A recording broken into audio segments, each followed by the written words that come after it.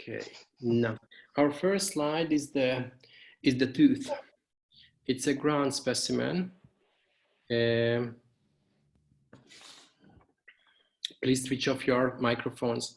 So this is a ground specimen. You remember we studied another structure, other organ from a ground specimen. When we don't use dye, we just use an abrasive material to make an extremely thin section from the structures. So this is a ground specimen. Therefore, we cannot see the cellular elements. Just the extracellular matrix is presented, so not the cellular components. Okay, so this is a ground specimen, and the dust from the abrasive material fills the exact spaces up.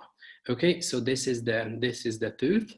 When we wanna just indicate the portion, so this area here, this is it. This is the crown. This is the crown of the tooth, and then this area underneath. This is the neck region, and the lower portion is the root. So crown, neck, and root. Eventually, the neck is the border when the root, the majority of the tooth is covered by gingiva. So eventually, from the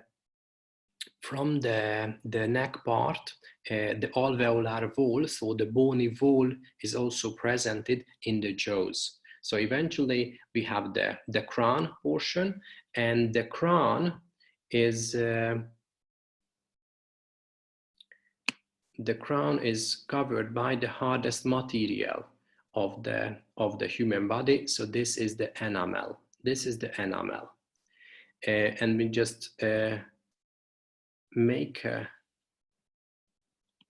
high magnification. So look at that.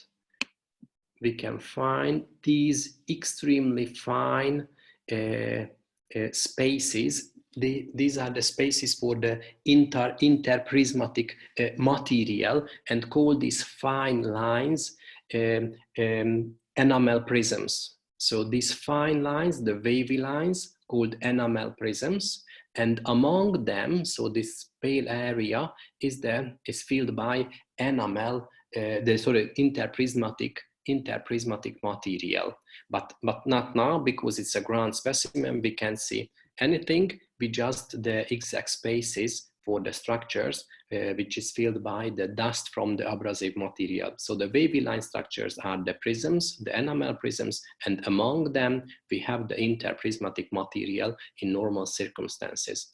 Eventually, the enamel prisms is quite similar. How can I say, so the layers, the new layers when the tooth is developing. So it's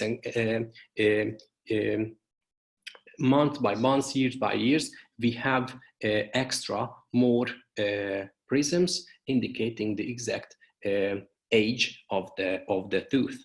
But because of the growth rate is not constant, and definitely at the childhood we have a fast growth rate, we have some perpendicular lines called Retzius lines. So for example, these darkly stained or more darker, sorry, not stained, it's not stained, so it's darker lines. These are the Retzius lines.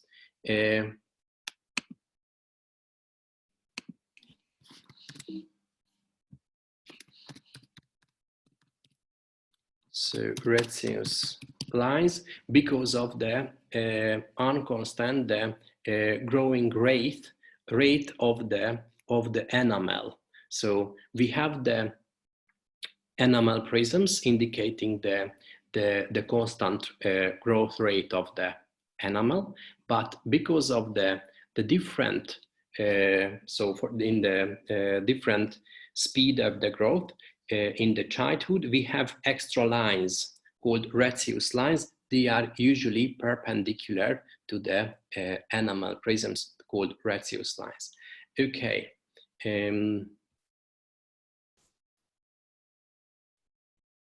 Then, so this is the enamel. This is the enamel, the firmest material of the human body. And underneath the enamel, we can find the dentin. This is the dentin, which also contains organic and inorganic material, so it's much more softer. So this is the dentin, and dentin is presented almost in the whole length of the tooth. So this is the area for the dentin, and the dentin encloses a cavity. This is the pulp cavity, because the center of the tooth represents vessels, nerves, and connective tissue called pulp. This is the pulp, so just called pulp cavity.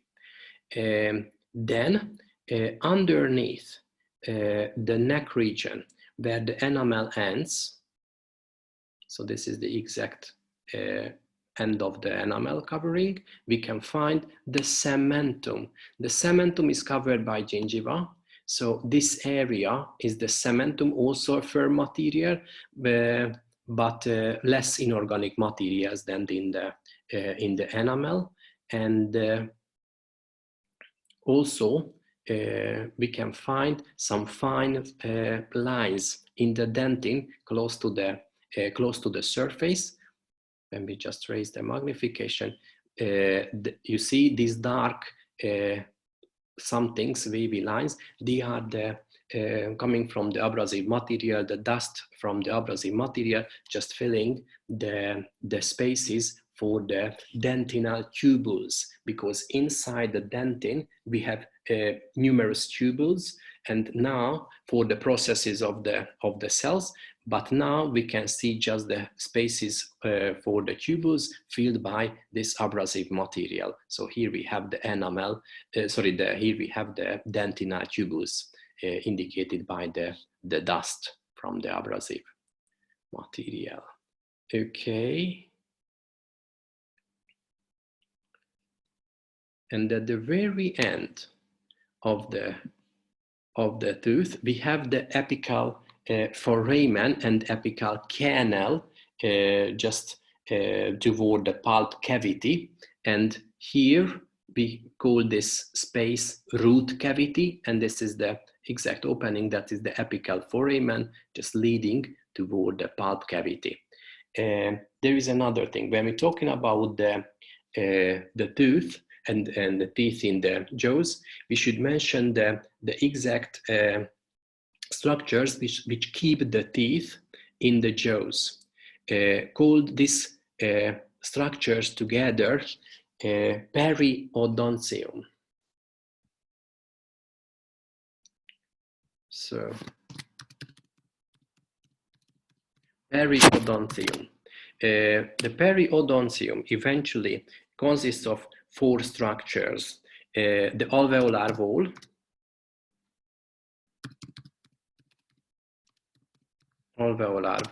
then gingiva, then we have really thin, fine connective tissue fibers called periodontal ligaments.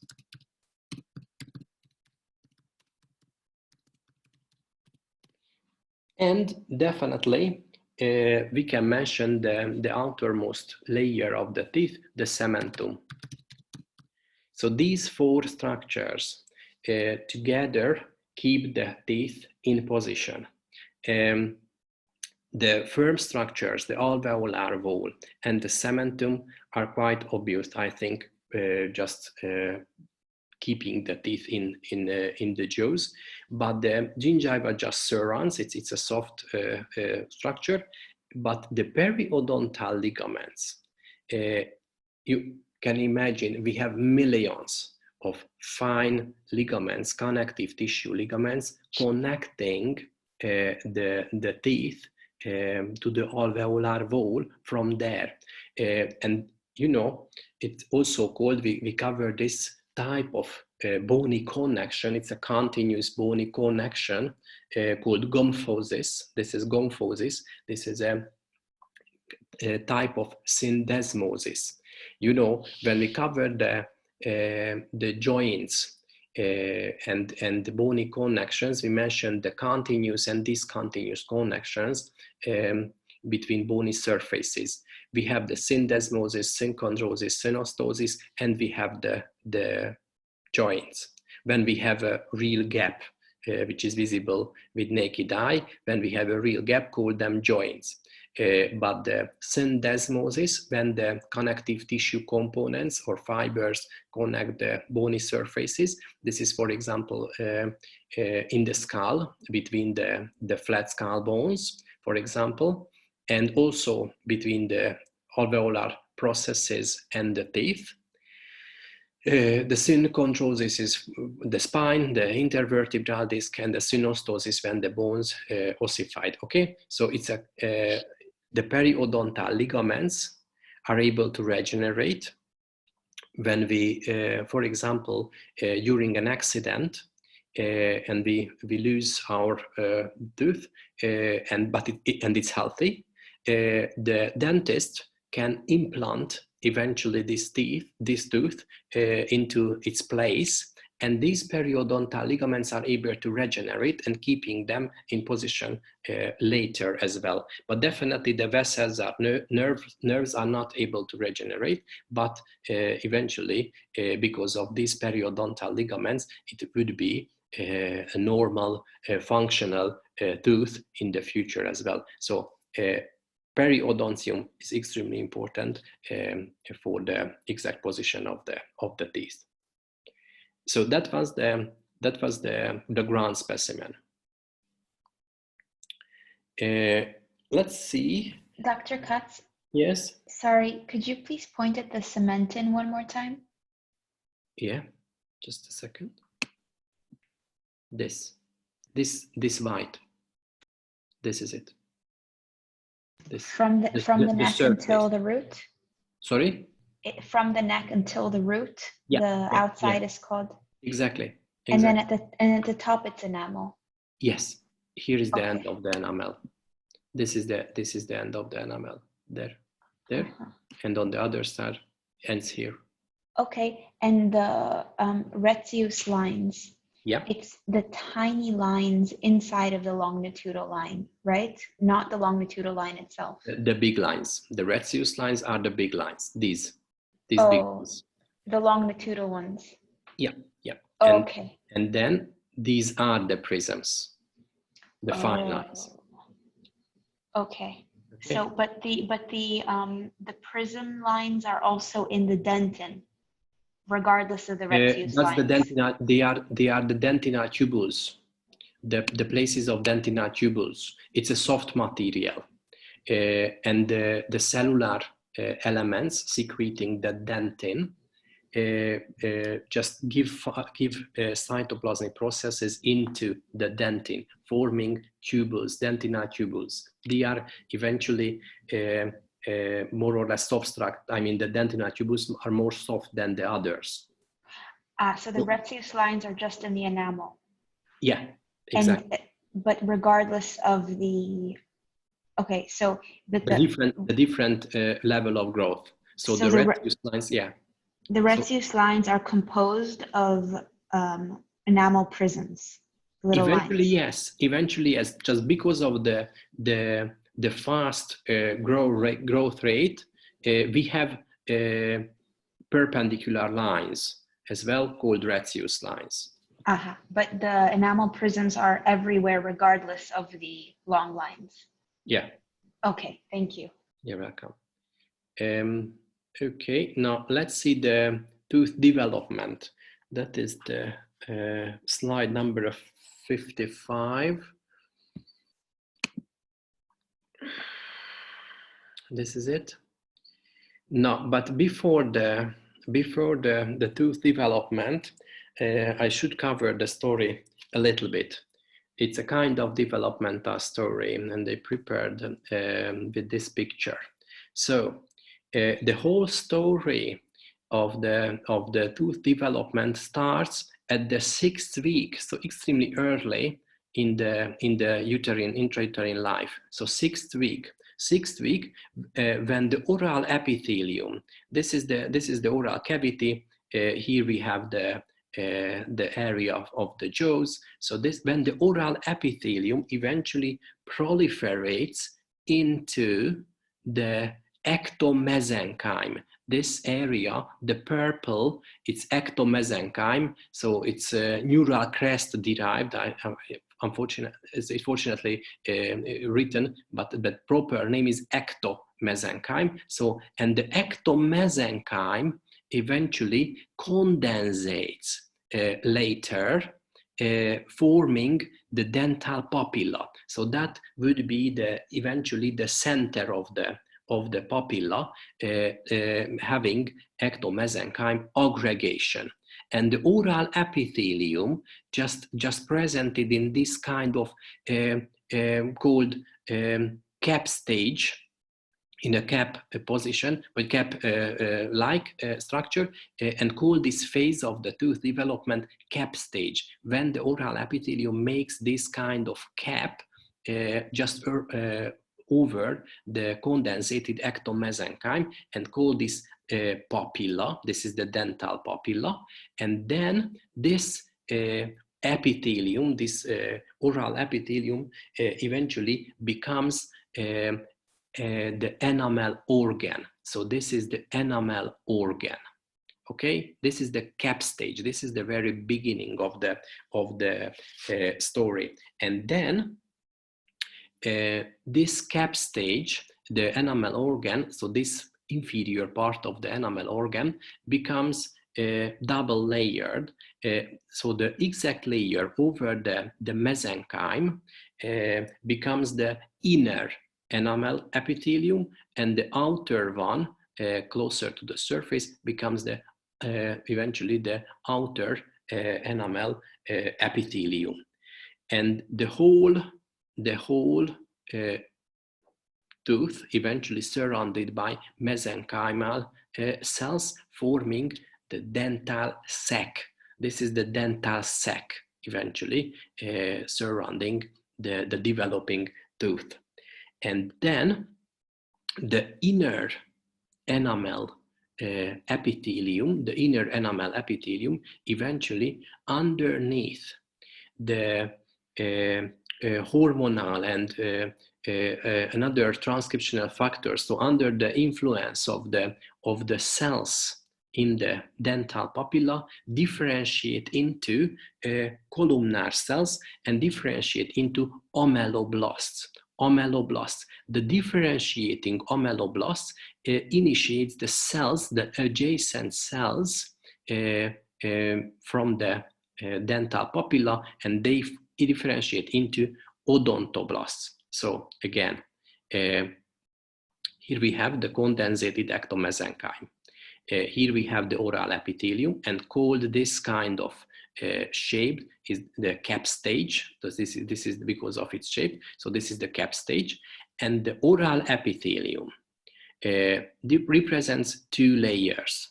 We have the exact lower one close to the dental papilla. That's the inner enamel epithelium, and a little bit higher we have the outer enamel epithelium, and together form the enamel organ. This is the enamel organ just over the condensated ectomesenchyme. And then first the inner enamel epithelium differentiate into ameloblasts. Ameloblasts will secrete the enamel. And then the differentiating ameloblasts initiate the cells in the ectomesenchyme, the adjacent cells from the ectomesenchyme, and they differentiate into odontoblasts, forming an extra layer right underneath the ameloblasts. Therefore, we have this layer, the black line. This is the black line. The black line is the ameloblasts. The red is the odontoblasts. And because of the different shape of this development, called this bell stage. This is the bell stage, but we still have the dental papilla here but here we can distinguish two distinct layers: the amyloblasts close to the surface and odontoblasts close to the ectomesenchyme. And then these cells start to secrete their materials. So the amyloblasts secrete toward the odontoblasts the enamel, and the odontoblasts start to secrete dentin. So eventually the enamel and dentin accumulate between the two cellular layers, separating them. By the way, the exact loop bears name here, where the outer and inner enamel epithelium meets. This is the Hertwig's root sheath.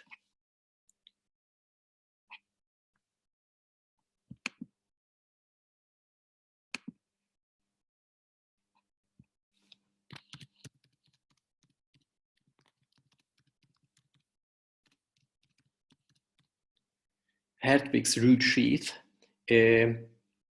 So this is it, also called cervical loop. This is the cervical loop, where the outer and inner enamel epithelium meets and form the proper bell shape of the whole story. Okay, eventually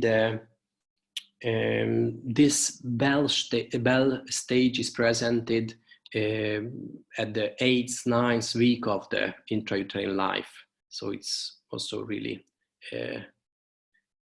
early. Okay, so that was the introduction. Now let's see, because we can see our section just represents the bell stage, but that was the background.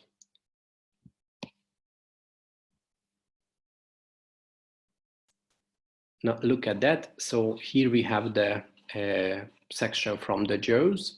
This is the oral epithelium, because it's a typical stratified, non-keratinized squamous epithelium with the stratum basale, stratum spinosum, stratum spranicellulare, and the other side. Here we have the stratified squamous keratinized epithelium, but it's still the developing one, so it's much more thinner. And here we have the developing hair follicles as well, so we can see properly. And the glandular tissue is also presented underneath. So here we have the exact developing tooth. This is the dental sac. This is the dental sac where the tooth is developing. And in the sac, we can find star-shaped mesenchymal cells called stellate reticulum. So the stellate cells eventually just surround the developing tooth, called stellate reticulum. In the dental sac, this is the dental papilla. This is the dental papilla, and you see here we have the exact bell-shaped appearance of the developing tooth. Condensated ectomesenchyme, also called dental papilla. And here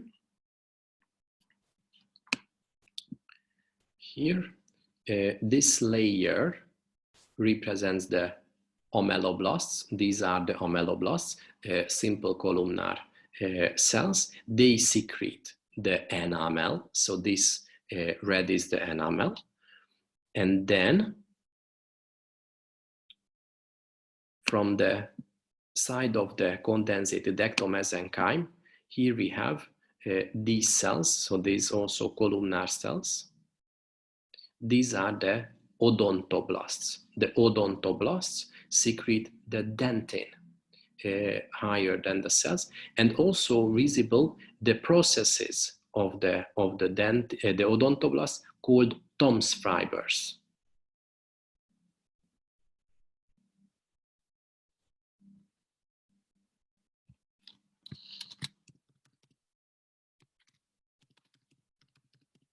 So these are the Tom's fibers, and eventually the Tom's fibers are located in the dentinal tubules, and there. So looking at this part of the section, we can find these fine structures. These are the dentinal tubules having the Tom's fibers, the cytoplasmic processes of the odontoblasts. So again, enamel secreted by the odontoblasts or ameloblasts. This is the dentin. This is the dentin. And you see there is a difference in the color between this area and that area. So it's really close to the odontoblast, called predentin, because it's a solid material at the very beginning. Sorry, it's a liquid at the very beginning and solidifies later. So this is a really fresh dentin, and that causes the little bit paler color. You see, it's really prominent. Here we can see the exact border between the dentin and the predentin. Okay, so this is a really newly synthesized dentin. Dr. Katz? Yes? What kind of staining is this? This is trichrome. Sorry, it's azan, but it's similar. That means the connective tissue elements appear and the fibers mainly appear in bluish color, while the nuclei of the cells are darkly stained red or pink color. Okay, it's a kind of differentiating staining, like the trichrome. It's almost the same color. Okay. Okay, so you're welcome. Again, so Bell stage condensated ectomesenchyme forming the dental papilla. This is the dental sac surrounding a developing tooth. Here we have the stellate reticulum, so just mesenchymal cells protecting the developing tooth. And here we have the ameloblasts secreting dentin, odontoblasts secreting dentin. What did I say previously? Enamel. Sorry, the red is enamel. Ameloblasts secreting enamel, odontoblasts secreting dentin. First predentin, and it becomes dentin. Then also on the section. Dr. Katz, what's on the outside of the sac, of the tooth sac? On the outside of the enamel. There, this. No, it's a no, surrounding the enamel, there's another layer. Where? This? Above them. That? Are those just dead and amelocytes? Ameloblasts. These are the ameloblasts. This. That whole layer? Yeah, okay. exactly. And this is the stellate reticulum. Okay, thank you. You're welcome. And also on the section developing bone, the developing jaw. So here we can see the spicules having osteocytes in their lacunae, and onto the surface we can find numerous osteoblasts just laying down the osteoid. Okay, so it's a typical intramembranous ossification. Okay, so osteoblasts, and here we can find the osteocytes in the spicules in the trabeculated bone, and this is the primary bone marrow cavity. Yeah. Okay, let's move on. Our next slide is from the respiratory system, the 56.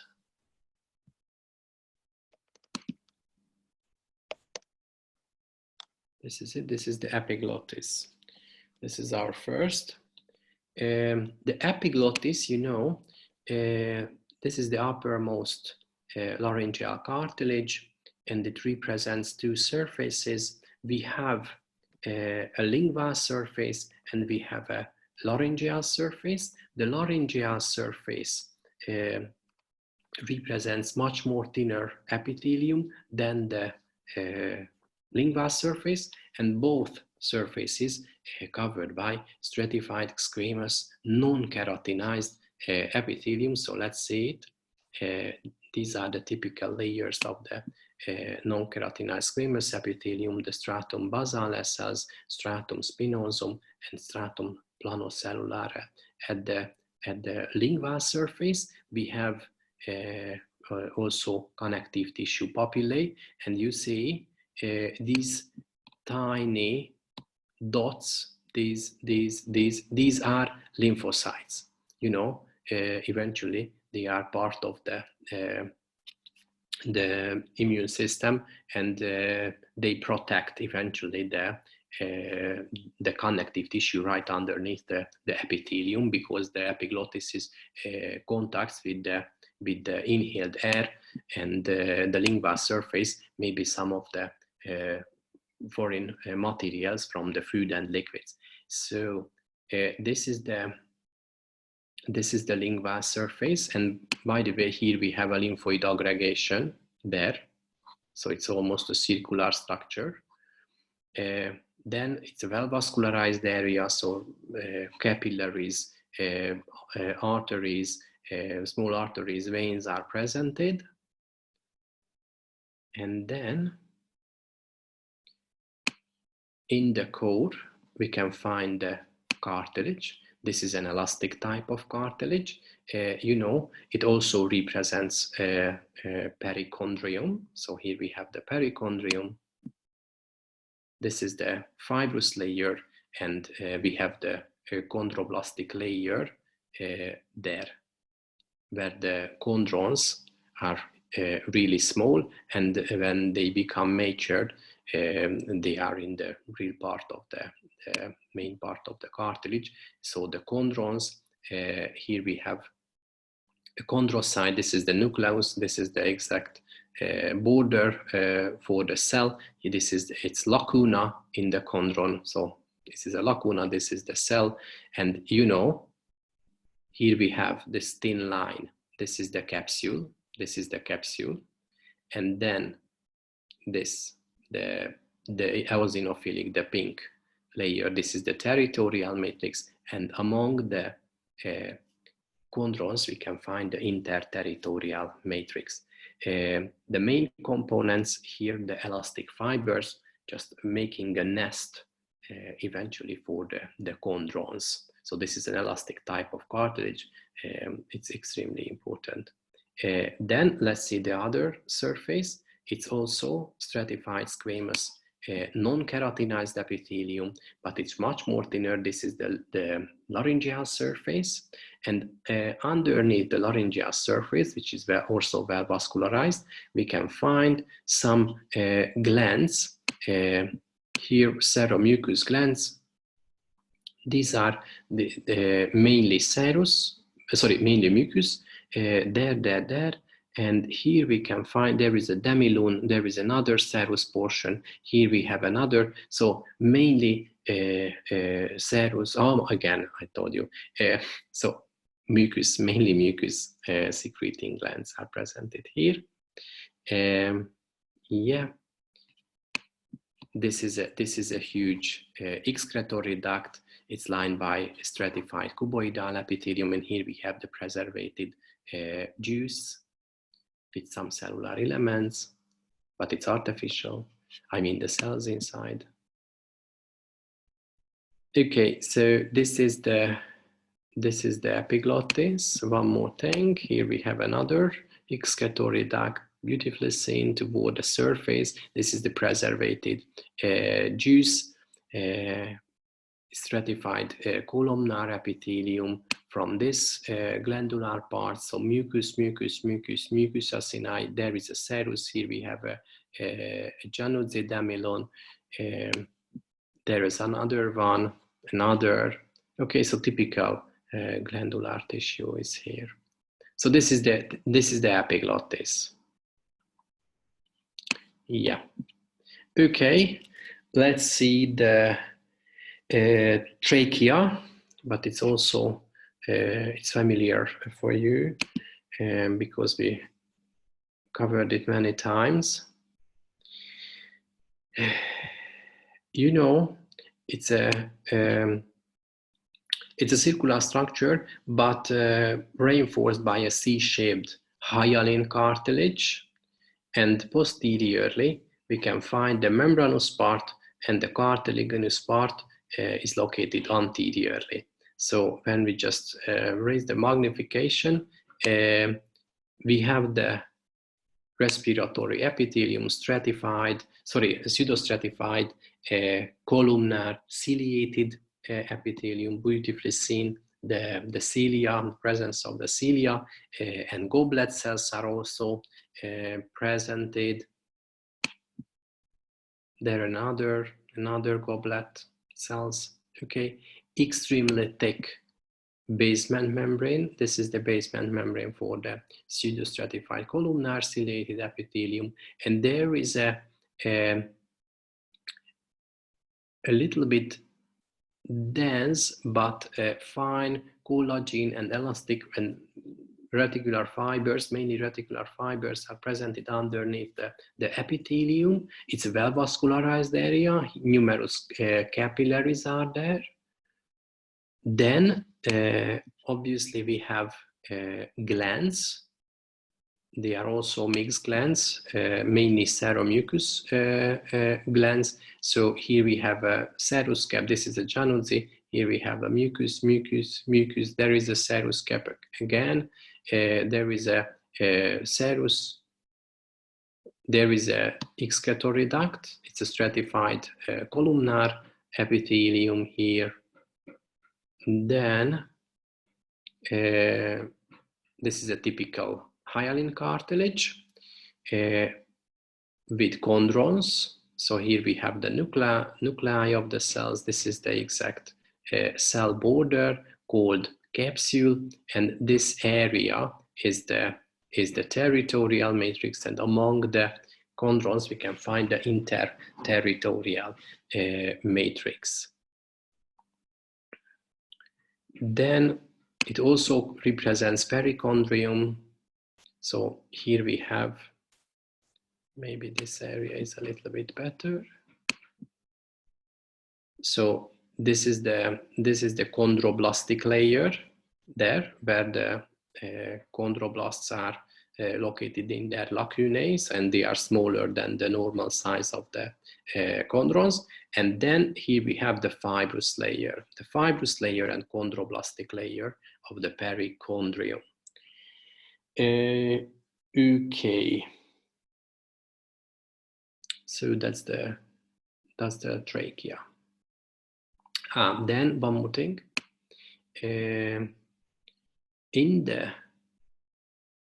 membranous part, we can find the sections of the trachealis muscle, which is a smooth muscle. So therefore, we can find the cross section and longitudinal sections of these muscle fibers. This is a proper cross section, but we have here tangential and longitudinal sections of the smooth muscle. So they are belonging to the trachealis muscle, just forming the posterior wall of the trachea, which contacts with the esophagus. And also related to this slide, we can mention the brown adipose tissue. You remember this story. So among the white adipose cells, this is it, which also called unilocular adipocyte. We have multilocular brown adipocytes. Here we have the nucleus, which is not flattened and not pushed toward the cell membrane. So inside the brown adipose cell, one adipose cell, we have numerous fat droplets So like this, so beautifully seen, bigger, smaller. This is a multilocular adipocyte, and the other one is unilocular. You know, it's the white adipose tissue is just for the energy storage, while the brown adipose tissue is for the thermogenesis. So eventually they able to heat the body, but mainly in the first year of the they have function, because after them they degenerate. So eventually in an adult body we can find brown adipose tissue only around the larynx and trachea, and between the two scapulae, and in the adipose capsule of the kidney. But the body weight of the newborn is eventually the 20%, 15-20% of the body weight comes from the brown adipose tissue, because the newborn has no thermoregulation. So therefore they need extra heat. Okay, let's see the lung.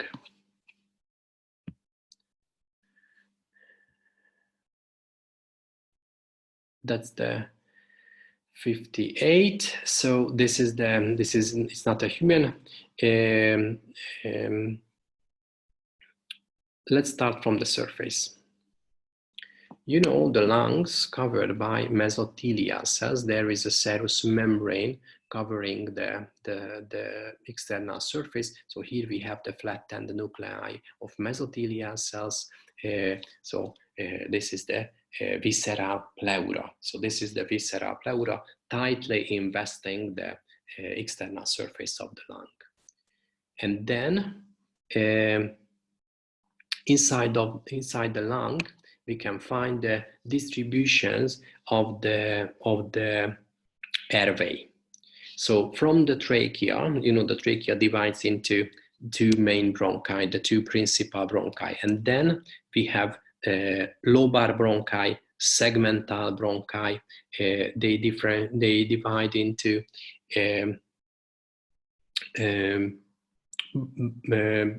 after the segmental bronchi, respiratory bronchi, and then bronchioles. But the bronchioles are completely different, comparing the wall of the bronchi, because the bronchioles have only smooth muscle wall and the lining epithelium, while in the bronchi we can find cartilage inside. Eventually this cartilage keeps the lumen open normally, but the lower portion of the air passage represents mainly bronchioles, having smooth muscle wall and just lining epithelium.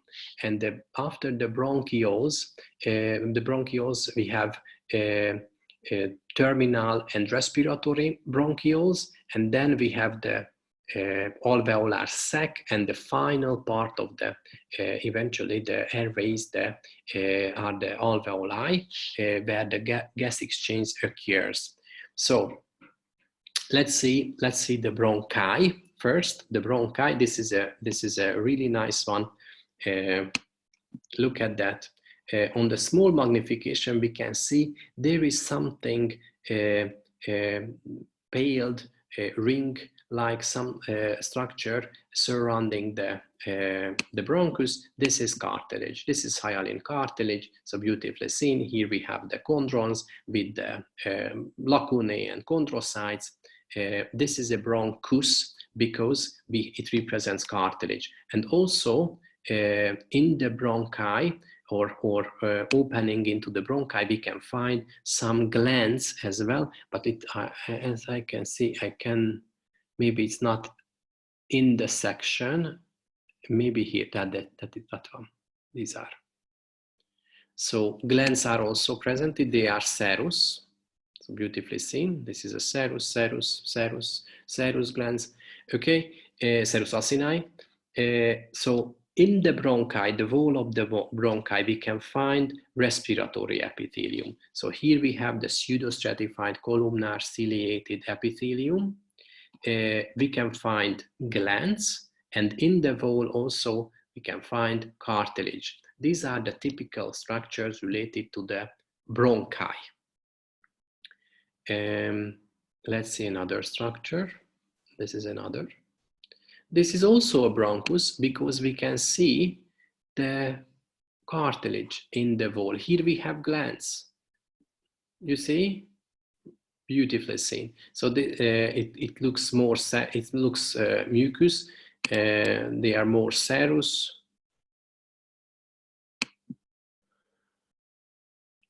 These are vessels because of the lining epithelium. You know, it's simple squamous, but there is another help. Here we have red blood cells, but this is an artery.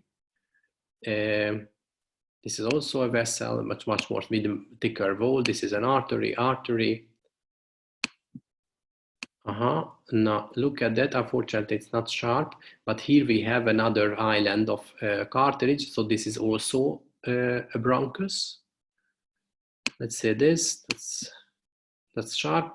It's also cartilage, so it's a bronchus. And here we have glands again right beside the cartilage. So they are bronchus. Look at this.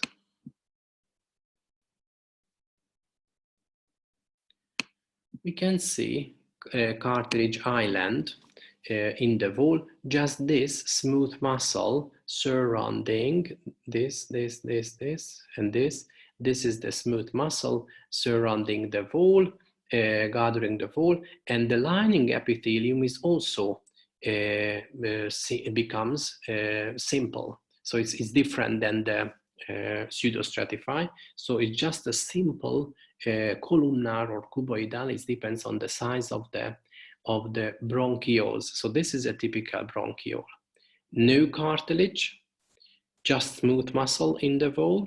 The lining epithelium also changed into simple columnar cuboidal, and usually the terminal bronchioles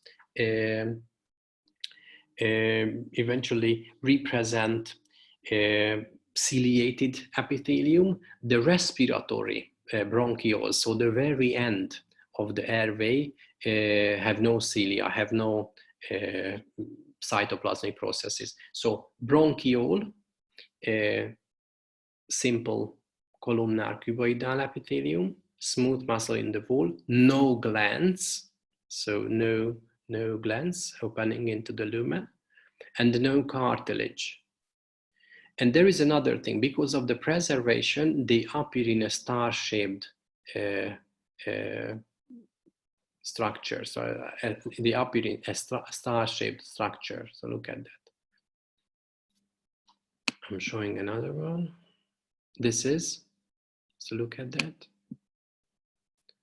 So because of the preservation, we can see a star-shaped lumen, more or less star-shaped. There is a simple lining epithelium. The smooth muscle is just presented here. This is the, these round-shaped structure. The nuclei are belonging to the lining epithelium, and here we have the long, elongated nuclei, big elongated nuclei related to the smooth muscle layer.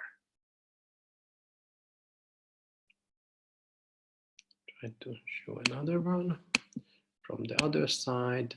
So let's see this long something. When we just observe the lining epithelium, we can see simple squamous epithelium, but eventually it's not a vessel. It's not a vessel, and keep in mind the surface of the lung represents lobes, represents fissures. Therefore, we can see a part of a fissure, and it belongs to eventually belongs to the surface, lined by mesothelial cells. So flattened cells, flattened nuclei, and squamous cells lining the surface. So sometimes we can see these structures which communicate with the surface. Look at this. Maybe it has a star-shaped lumen, you see, but here we can see the cartilage. So it's probably at the transition where the bronchiole becomes bronchiole, the bronchi become bronchioles. So this is a bronchus. This is a bronchus because it represents cartilage. And by the way, here we have a excretory duct as well, and there is a glandular tissue as well also. But the epithelium, just look at that, it eventually, here it may be pseudostratified, but some of the parts lined by simple, like this. Okay, so it's now we can see the transition between the bronchus and bronchiole. Okay, let's say this. Look at that. It's star-shaped. Here we can see the smooth muscle protecting and reinforcing the wall, but here we have this small cartilage island. So eventually, this is a bronchus because it represents cartilage. But I think it's also we can also see the exact transition between a bronchus and bronchiole, and the lining epithelium is also it's more simple than pseudostratified.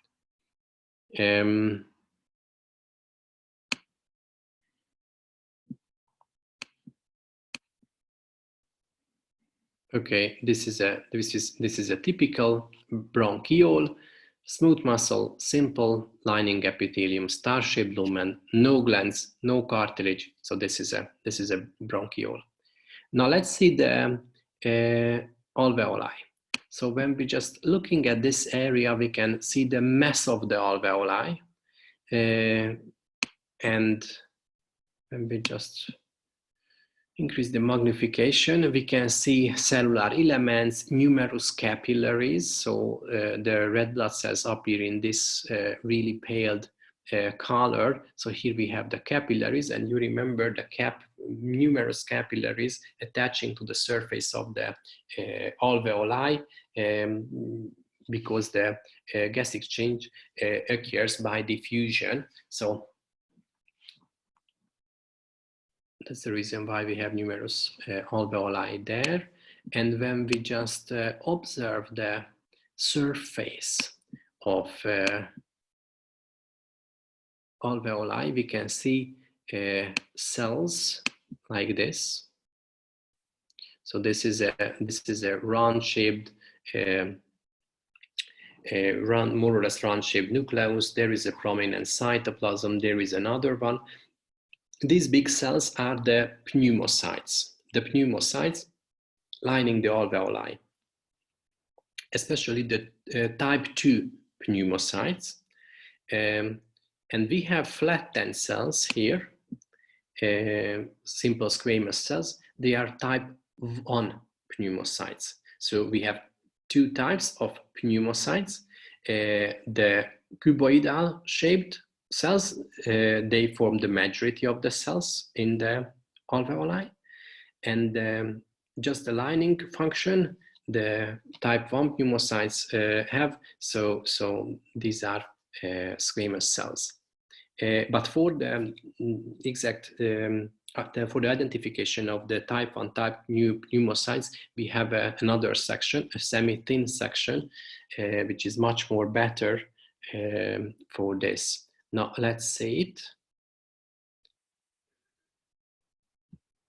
That's the 60. Yeah. This is it. So it's much more thinner, and it's a toluidine blue stained section. So here we have a bronchus.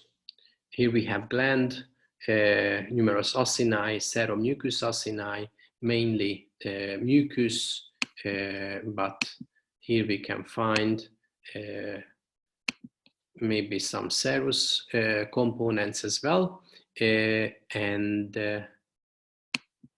this is the typical pseudostratified columnar appearance with goblet cells.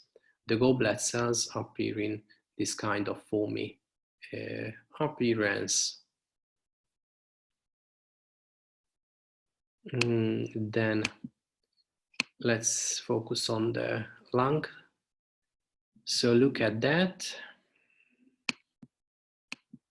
This area first. So this is an alveolus, and here we have a capillary having only one red blood cell. There is another one. This is another capillary, another capillary. So these are the red blood cells inside. This is also. And we have different type of cells. So look at that. This, that, this also. No. These are the type 2 pneumocytes.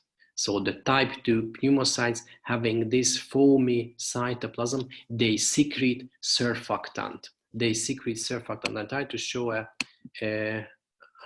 think, okay, its view is good.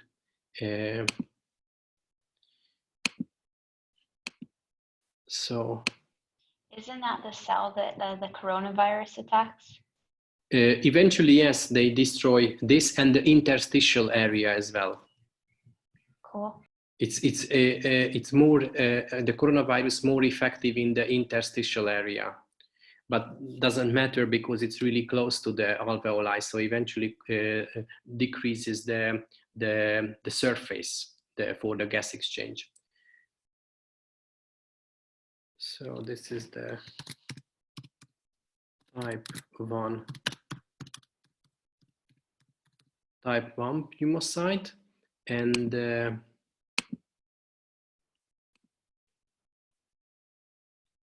this.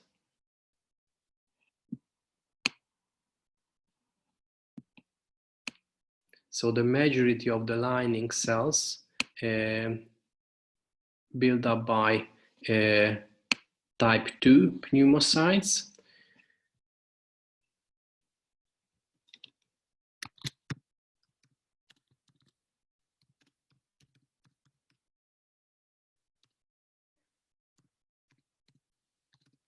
Type 2 pneumocyte, they secrete surfactant.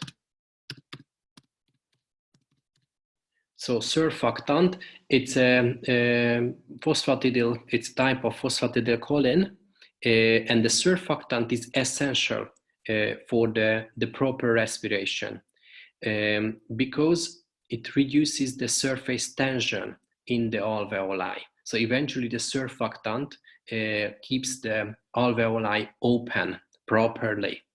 The surfactant is secreted by the type 2 pneumocytes at the 7th intrauterine month.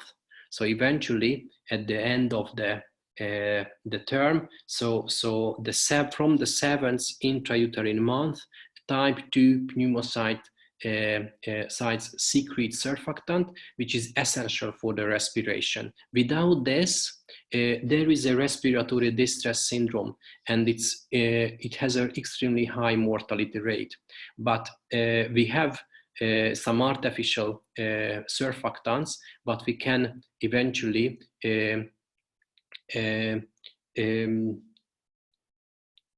take or can inject into the airway system for the newborns if they need. So there is a treatment to avoid from the respiratory distress syndrome. Okay, yeah, and there is another cell type in the lungs, the macrophages. We have alveolar macrophages. you know, having the same function than before. So they are phagocytotic cells, just eating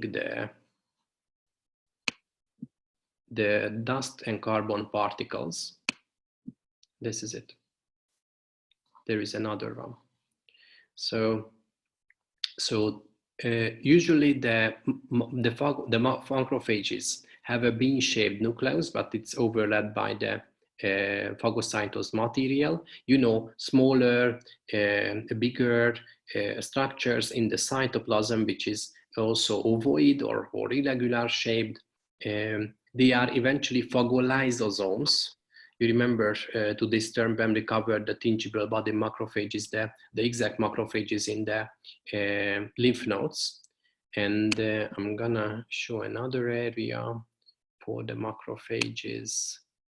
This is a huge one again there, but it's a kind of mess of the macrophages. This is it.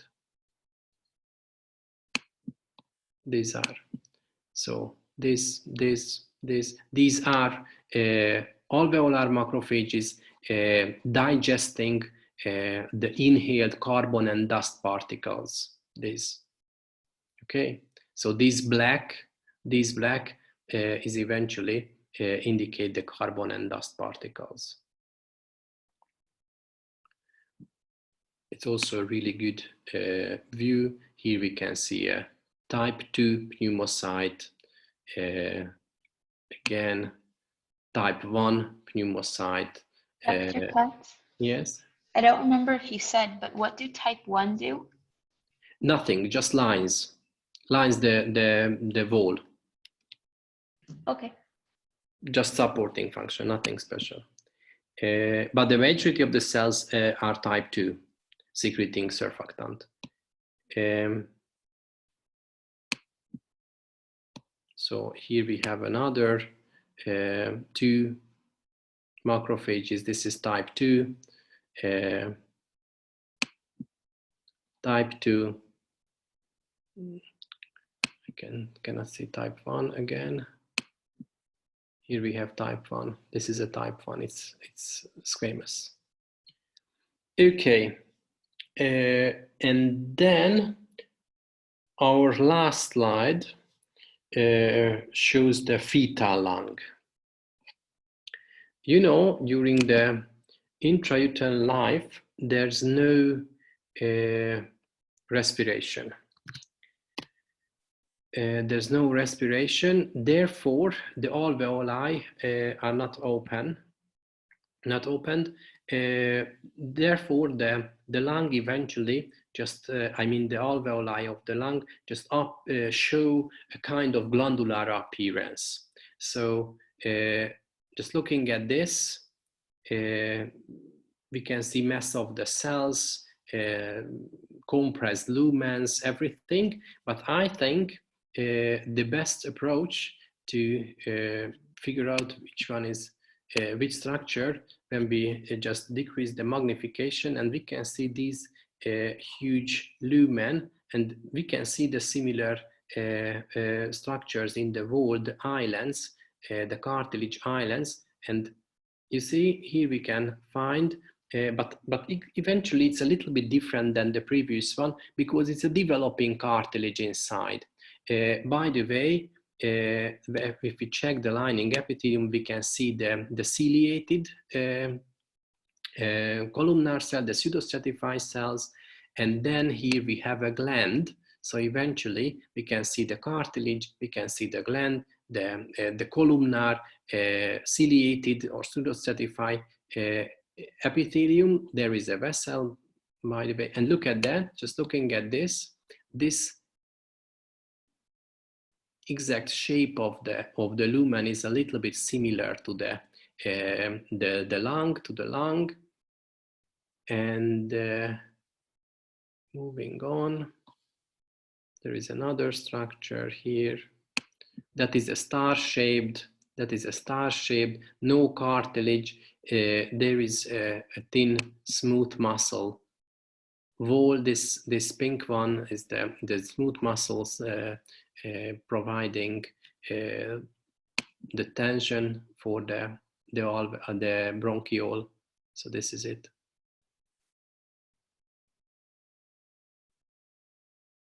This is another one. But the big ones, here, it's also a bronchiole. So the major difference is the lack of alveoli? Eventually the alveoli presented this, but they are compressed because no proper circulation in the lungs. They are not opened, no surfactant inside. The surfactant eventually will keep their position, forming a secular appearance, but no secular appearance of the alveoli now. And then it will happen once the cells start producing surfactant? Yes, it's a compulsory thing, and when the newborn takes its first breath. Okay. So it's also needed for this.